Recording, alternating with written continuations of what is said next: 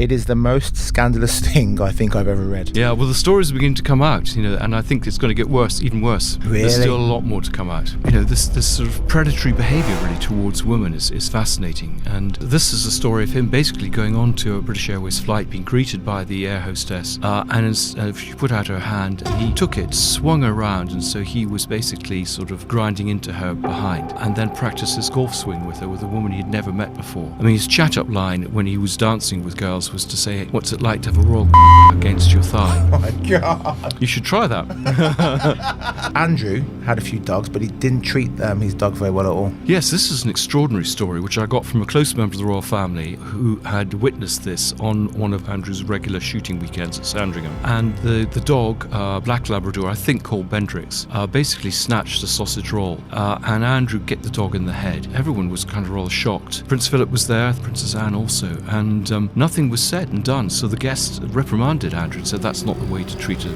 animal. And Andrew told him to get lost.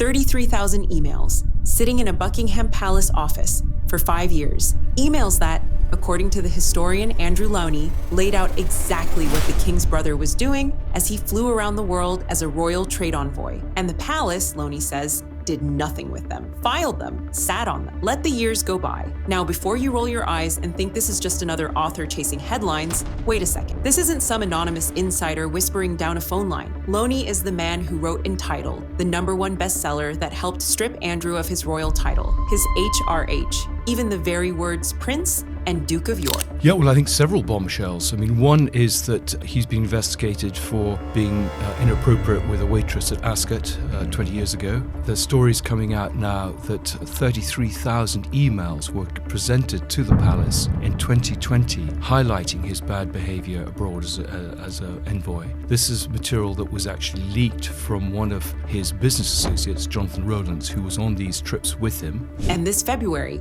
on his 66th birthday, the king's own brother was arrested, then released without charge. He denies all of it, every last word. So here's the question Lownie keeps circling back to, the one that has half of Britain leaning a little closer to the radio. If there was nothing to hide at all, then why were 33,000 emails, by Lownie's own count, locked away in a palace office for 5 long years? What's so shocking is this stuff has been there for 6 years. There's no sense that anything's happened. I mean, nothing. No, they didn't go to the police with this material. They didn't discipline Andrew. It's just part of, I'm afraid, a huge cover-up. That is the thread we are going to pull today. Where those emails came from, what Lownie says is really inside them, and why he is so certain, so completely, stubbornly certain, that the king's brother will never ever see the inside of a British courtroom. Settle in, this one goes deep.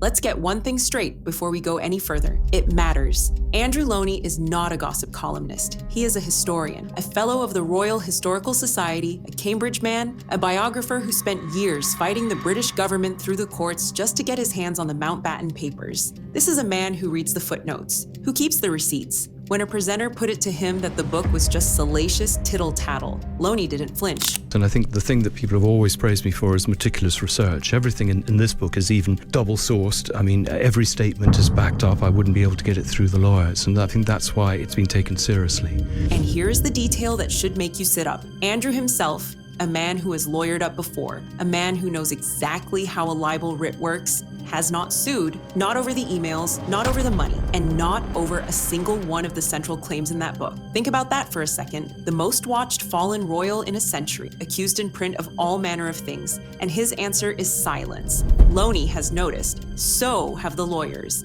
And by now, so has a fair slice of the audience watching this. This is a moment where they can kind of grow up and be part of the 21st century, but to somehow excuse this behavior by silence, I don't think it's going to wash any longer.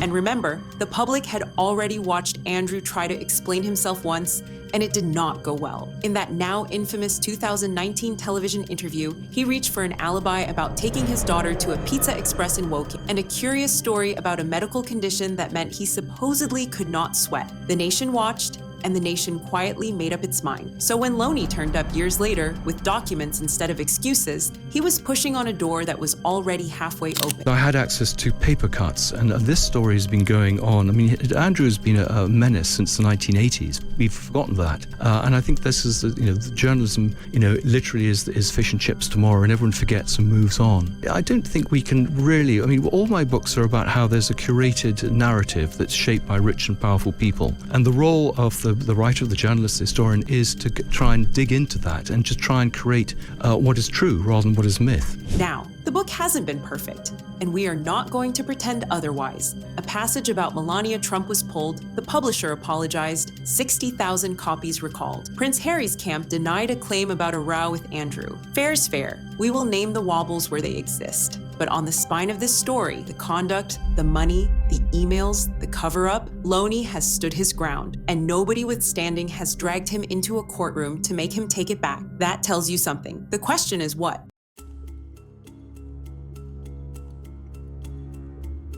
Here is the sentence that has done more damage than any photograph. He knows too many secrets, and he may well begin to spill them in court. They shut down the case when Paul Burrell was being tried in 2002. And I think, I'm just speculating, but the danger is he will say, well, you guys all knew about this for 25 years and did nothing. He can summon his brother to appear as a witness in the court, and of course his brother, the king, can't appear in his own court. So I'm sure Gary Bloxham, who's his lawyer, who specializes in basically keeping his clients out of, will have found all sorts of ways of avoiding this.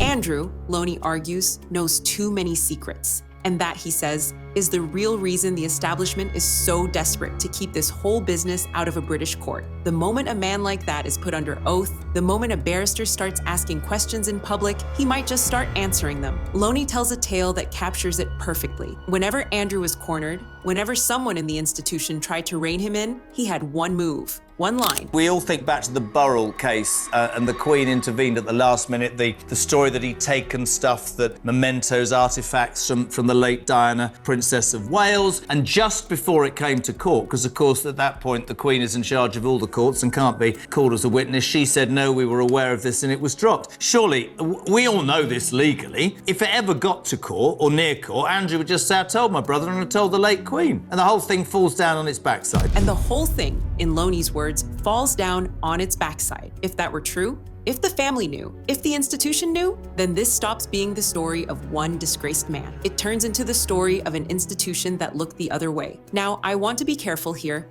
and so should you. These are Lownie's claims and his reading of events. The late Queen is not here to answer them, and we will not put words in her mouth. Andrew denies wrongdoing. Nothing has been proven against him in any criminal court. But you can see, can't you, why this lands so hard with people. Lownie's whole thesis is that the rot was never just one bad apple in the barrel. What I realized doing the book is that actually it's sort of endemic corruption in the institution. It's not just two bad apples. These people are protected, the stories are suppressed. There's a very symbiotic relationship often with particularly the royal rota in terms again of access, patronage, pressure, and it's something is rotten in the state of Denmark, as Hamlet might have said. Something, as he puts it, borrowing from Hamlet, is rotten in the state of Denmark. And the smell, he says, is drifting closer and closer to the throne itself.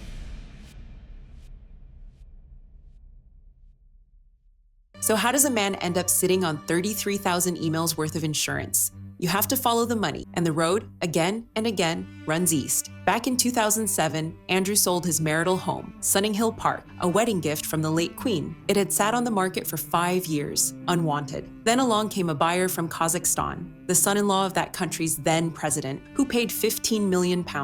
That was roughly £3 million over the asking price, for a house nobody else wanted. And then, conveniently, the place was knocked to the ground, the sheer brass neck of it. That part isn't Lownie's claim, by the way. That one is on the public record. Andrew's sort of privileged existence, let's give him this job as a trade envoy so he can go around the world abusing it, lining his own pockets. That was all down to the Queen.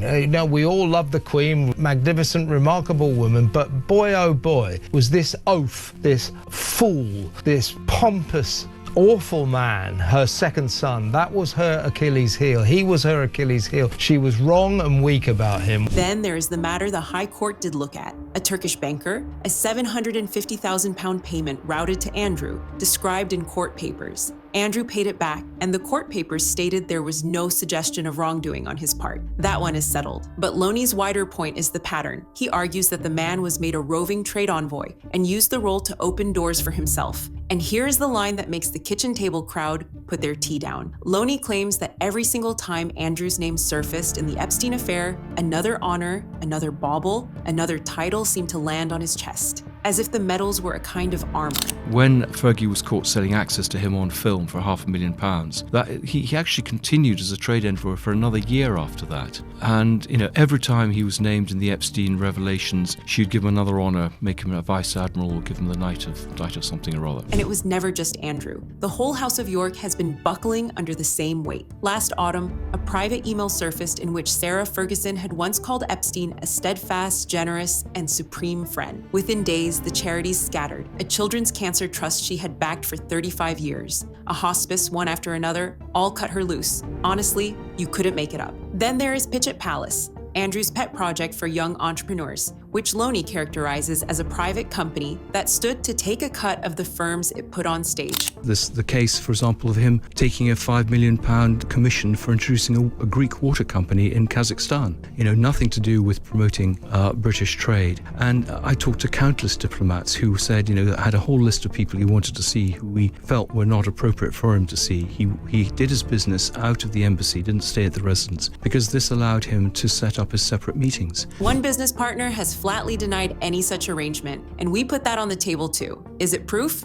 No. Much of it is Lownie's reading, and he insists it is all sourced. But you sit with that pattern long enough, the money, the access, a family that seemed to treat closeness to the throne as a line of credit, and you start to understand why 33,000 emails might make a palace go very, very quiet.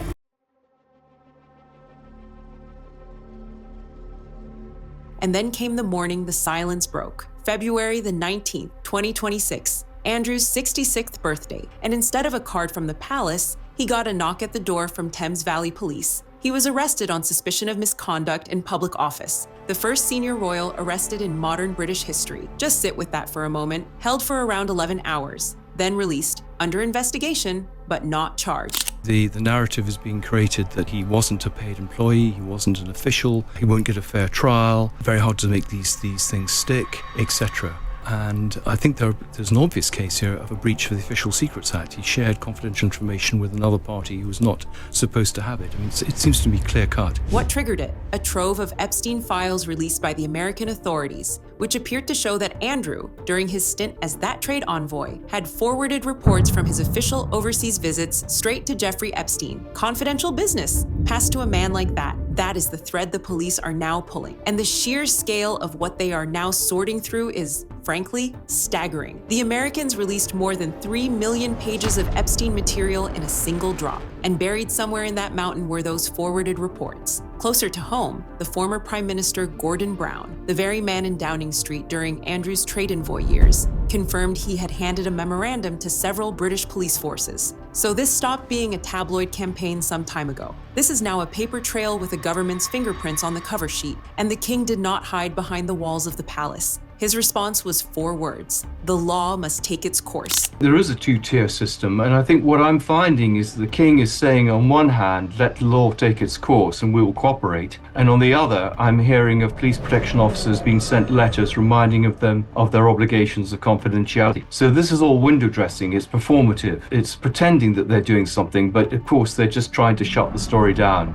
Now here is where it gets heavier, and where Lownie's prediction starts to look uncomfortably sharp. In May, 3 months after that birthday arrest, the police confirmed the investigation had grown. It was no longer just about the emails. They were now also looking at claims of fraud and corruption, and they put out a public appeal for witnesses. They said they were working through a great deal of material. And for anyone wondering what misconduct in public office even means, it is an old common law offense. And on paper, it carries a maximum sentence of life imprisonment. That is not me being dramatic for the camera, that is simply the law, which is exactly why every word of this matters, and exactly why his lawyers will fight it every inch of the way. Released under investigation is not the same as cleared. It just means the file is still open. Lownie has talked about the sheer number of forces circling. He believes the scale is enormous. These are very serious allegations, and we've now got, I think, 9 police forces in Britain investigating him. And I think there's a good case for him to be tried in America, because many of these offences, were carried out on American soil. And through all of it, Andrew's position has not moved an inch. He denies everything. He has not been charged with any crime. Keep both of those facts in your head. They both matter.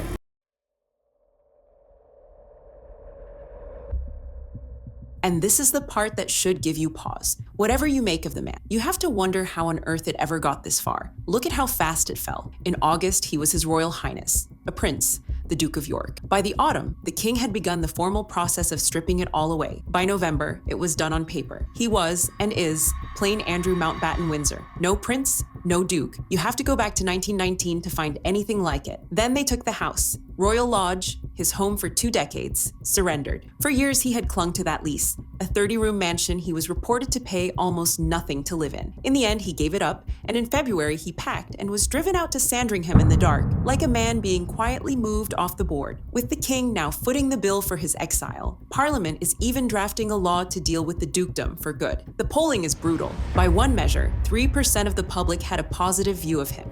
9 in 10 wanted him gone. There should be a proper complaints procedure. I mean, one of the reasons that they haven't really investigated the complaints against Meghan and Harry for their bullying was because they would then have to investigate Andrew, who was far worse. But absolutely, there should be someone, whether it's someone in the Lord Chamberlain's office or someone in Parliament, let's say the Cabinet Office, who should be making a statement about this. And here is what I keep coming back to. For years, this same institution found the time and the energy to investigate complaints about Meghan. Lownie himself has made this point, and it stings. The bullying claims against Meghan got a full inquiry. Andrew, he argues, the man with 33,000 emails behind him, somehow did not get the same treatment for the longest time. Make of that what you will. You don't have to love Meghan to notice the double standard. You just have to be paying attention. The institution protected its own, right up until the cost of protecting him got higher than the cost of cutting him loose. That's not a fairy tale about a wicked prince. That's the tale of an institution doing the maths.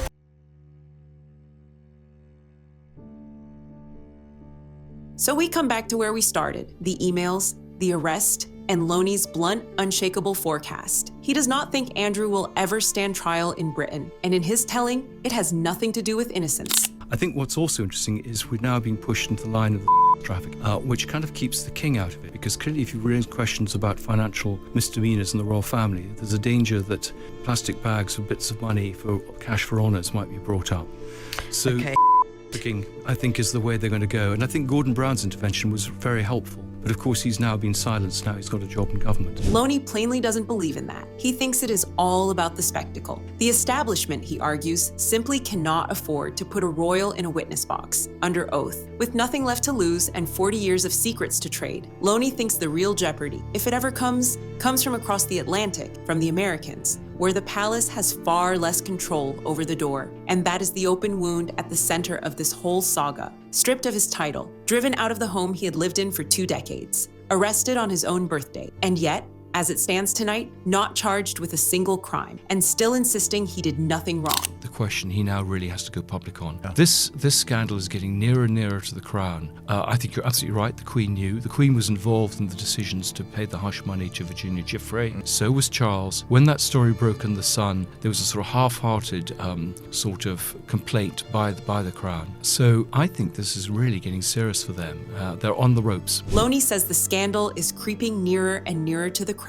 Whether he is right or whether this is a biographer's hopeful theory dressed up as prophecy, none of us yet know. The emails have not been published in full. The investigation grinds on. Draw your own conclusions. And the man at the center of it all is sitting in a cottage on the Sandringham estate, a private citizen now, waiting to see whether the thread finally runs out or whether someone, somewhere, decides it's safer to let it lie. And Lownie, for his part, is nowhere near finished. He has already put out a fresh paperback of Entitled with a brand new chapter, pointedly titled The Reckoning, with Virginia Giuffre's own posthumous memoir now sitting on the shelves as well. The documents keep arriving faster than the palace can find answers for them. I am. I'm very persistent. So there is a new book coming called Untitled, which takes the story even further and opens it up. Other members of the royal family were also involved with Epstein, but that's When's for that another coming day. out? When's that coming out? Untitled. Well, that takes a few years, but I'm picking up a lot of information now. The story is much, much bigger than I think people realize. The man who promised it was all sourced seems in no hurry at all to put down his pen. This is Star Spotlight, where we follow the paper trail,